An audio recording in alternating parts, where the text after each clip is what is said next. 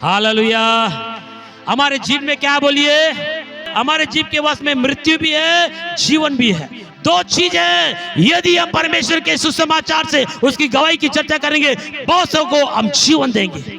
अगर हम इसी जुबान से लोगों को गलत बोलेंगे, बुरा बोलेंगे, उल्टा सीधा बोलेंगे, वो मृत्यु की ओर जाएगा। मृत्यु और जीवन हमारे जीव में प्रभु ने रखा। अगर हम परमेश्वर की चर्चा करते हैं, यीशु के चमत्कारों की चर्चा करते हैं, आपकी गवाही को बताते हैं, बहुत से लोग जीवन पाएंगे। यदि आप अपने मुंह को बंद करे रहेंगे और कभी किसी का अच्छा नहीं करेंगे, वो मृत्यु की ओर जाएगा। एक आत्मा को बचाने का और उसको नरक में भेजने का पावर आपके मुख में है। एक आत्मा को अनंत काल के नरक में ले जाने के लिए और एक आत्मा को अनंत काल के नरक में डालने का पावर आपके मुख में है। अगर आप चर्चा करेंगे, निश्चय वो आत्मा बच जाएगा। हालेलुया। आप साधारण लोग नहीं, आप गूंगा मूर्ति मत बनिए, आप शांत मत रहिए, परिस्थितियों को देख के मत डरिए।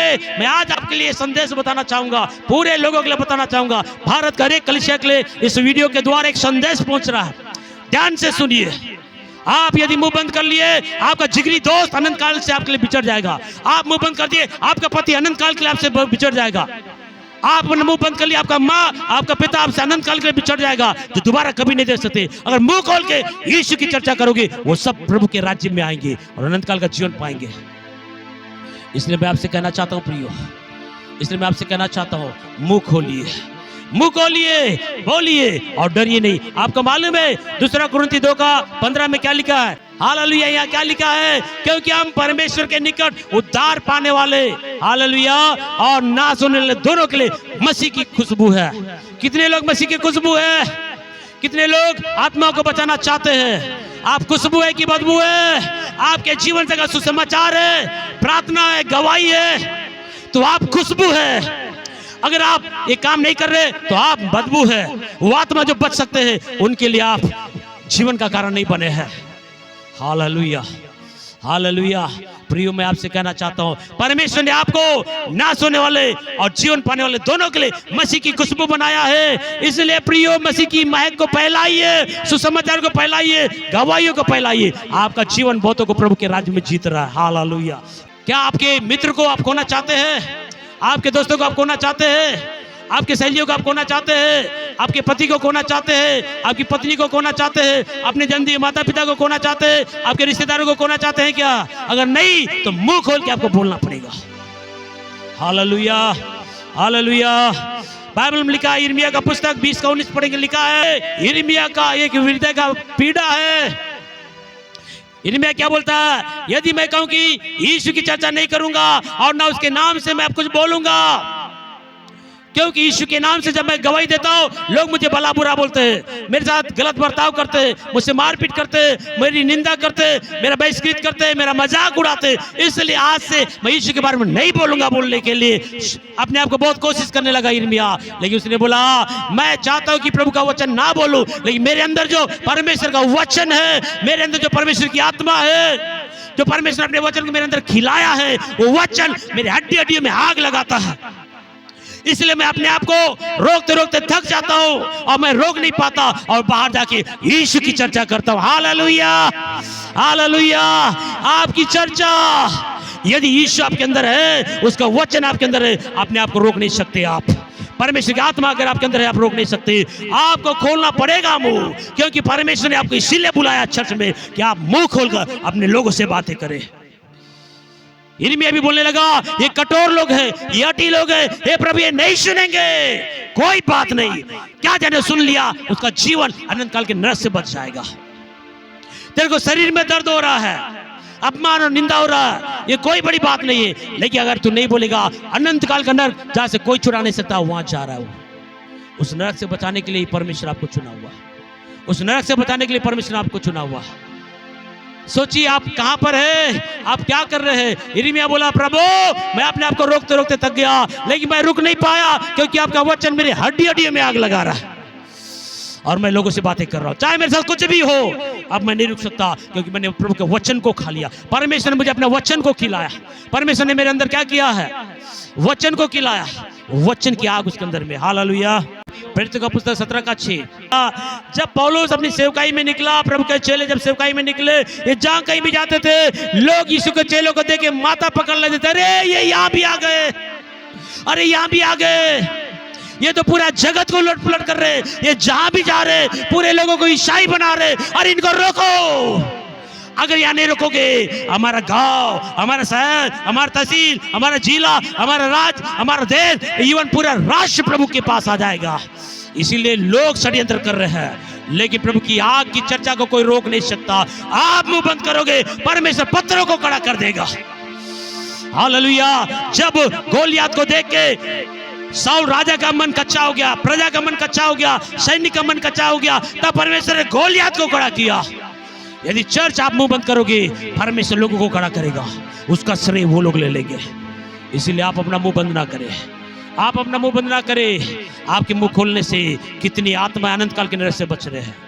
इस बात को आप समझिए, साधारण बात नहीं बोल रहा हूं, बहुत बड़ी बात प्रभु बातें कर रहा है। ये लोग यहाँ भी आ गए, सब लोग क्या कर रहे हैं मालूम है? राशन कार्ड छीन के देख रहे हैं, पट्टा छीन के देख रहे हैं, मरने के बाद दफनाने नहीं दे रहे, समाज में अलग करके देख रहे हैं, हर प्रकार से तानाशाही करके देख रहे, जुर्माना लेके देख रहे, लेकिन ये रुकते नहीं है, क्योंकि इनके अंदर में परमेश्वर वचन की आग है और इनके अंदर पवित्र आत्मा की आग है और सच्चाई की आग इनके अंदर है। आप कुछ भी कर लो दुनिया, सुन लो इस वीडियो के द्वारा, सुन लो इस वीडियो के द्वारा, आप कुछ भी कर लो, मसीह की सच्चाई को कोई रोक नहीं सकता। उगता हुआ सूरज को हालेलुया किसी माय के लाल में ने रोकने के लिए, वैसे मसीह की सच्चाई है।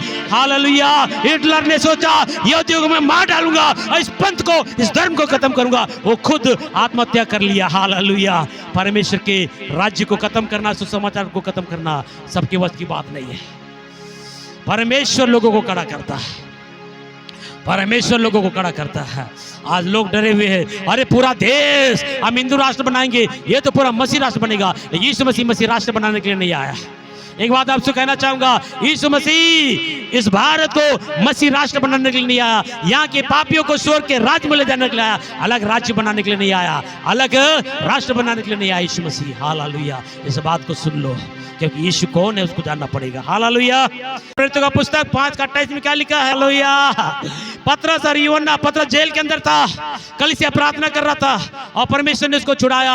जब ये पतरस प्रचार करने के लिए गया, ए पतरस दिमाग खराब हो गया, तुमको बोलते समझ में नहीं आता, मुंह बंद कर, अभी बेंच लगाया मालूम नहीं है, धमकी दिया मालूम नहीं है, फिर भी जाके वो बातें करता।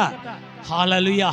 तुमने तो पूरे यरूशलेम को वचन से भर दिया, हमारी बातों को तुम बिल्कुल अनदेखा कर रहे हो। तब उसने बोला तुम ही न्याय करो, जिस खुदा को हमने देखा, जिसकी सच्चाई को हमने चखा, उससे बढ़ के हम किसी मनुष्य की बातों को मान सकते हैं। हालेलुया। जो प्रभु के लोग होते हैं ना, कितनी भी धमकी आ जाए, कितना तनाव आ जाए, कितना दबाव आ जाए, फिर भी वो प्रभु की चर्चा करना बंद नहीं करते, क्योंकि ये शुरुआत की कलीसिया ने ऐसे चर्चा करने के कारण ही आज आप और मैं चर्च में है। और आज हम मुंह बंद करेंगे, बहुत से आत्माएं नरक में जाएंगे। आप मुंह खोल के बोलोगे, बहुत से आत्माएं चर्च में आएंगे। हालेलुया। आपको तो चर्चा करना पड़ेगा। आप मुंह बंद करो तो प्रभु किसी को भी खड़ा करेगा। आपका सौभाग्य खत्म हो जाएगा, आपका आशीष खत्म हो जाएगा। हालेलुया। यहाँ पर क्या लिखा? उन्होंने धमकियां दिया लेकिन वो चुप नहीं थे। प्रेरितों का पुस्तक 4:29 में लिखा, इनकी धमकियों को देख और अपने दासों के वरदान दे कि हम तेरे वचन को बढ़े याव के साथ सुना। आपको मालूम है, राजा लोग यीशु के चेलों के विरोध में खड़े हो गए और वहां के हाकिम लोग खड़े हो गए, महायाजक फरीसी लोग खड़े हो गए, सारे लोग इनके विरोध में खड़ा हो गए। लेकिन ये लोग क्या बोले? हे प्रभु, सता हो रहा, विरोध हो रहा, हम दरवाजा बंद करके अंदर में रहेंगे, ऐसा नहीं बोले हैं। इन्होंने प्रार्थना किया। क्या प्रार्थना किया? हे प्रभु, उनकी धमकियों को देख, हे प्रभु उनकी धमकियों को दे, अपने दासों को जो निर्बल है ताकत, बल और शक्ति दे कि हम आपके वचन को बढ़िया से जगत में हम सुनाने वाले बन जाए। हालेलुया।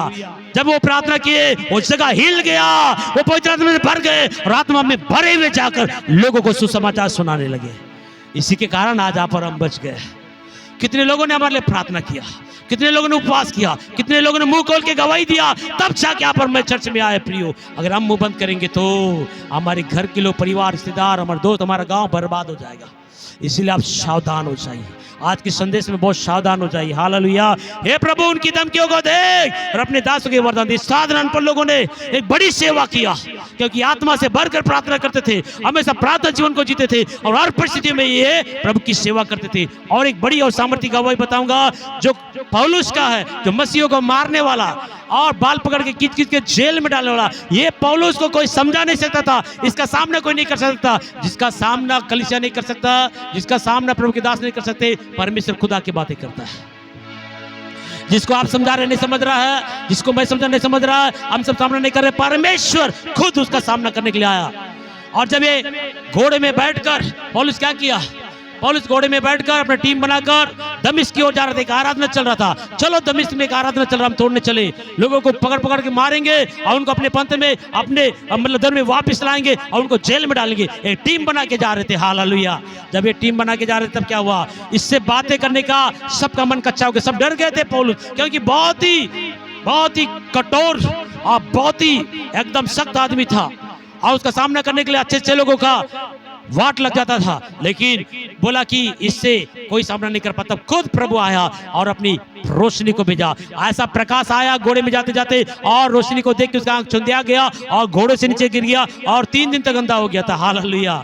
और परमेश्वर ने, ए साउल तू मुझे क्यों सताता, तू कौन है प्रभु? मैं वही यीशु जो तुम्हें लोगों को सताता है।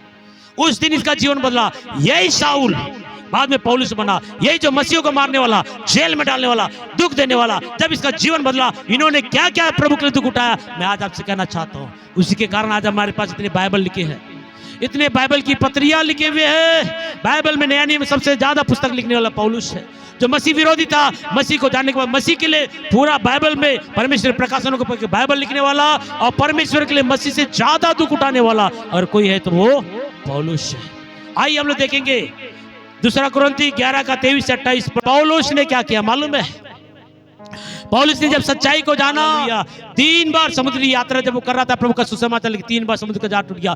एक रात और दिन टूटा हुआ समुद्र का जहाज का एक लकड़ी को पकड़कर पूरा पानी में रंबर था। हालेलुया। सोचिए कितना कष्ट इसने उठाया, उपवास रहने में, भूखे प्यासे में, जेल जाने में, कैद होने में। इन्होंने जेल जाने के लिए भी अंगीकार किया, लेकिन मुंह बंद नहीं किया। 5 बार क्या किया, इनको घोड़ों से मारा गया, बेंतों से मारा गया, भूखा प्यासा, जेल, कई यातनाओं के बाद भी उसने अपने मुंह को बंद नहीं किया और लास्ट में उसके तलवार को से उसके गले को काट दिया।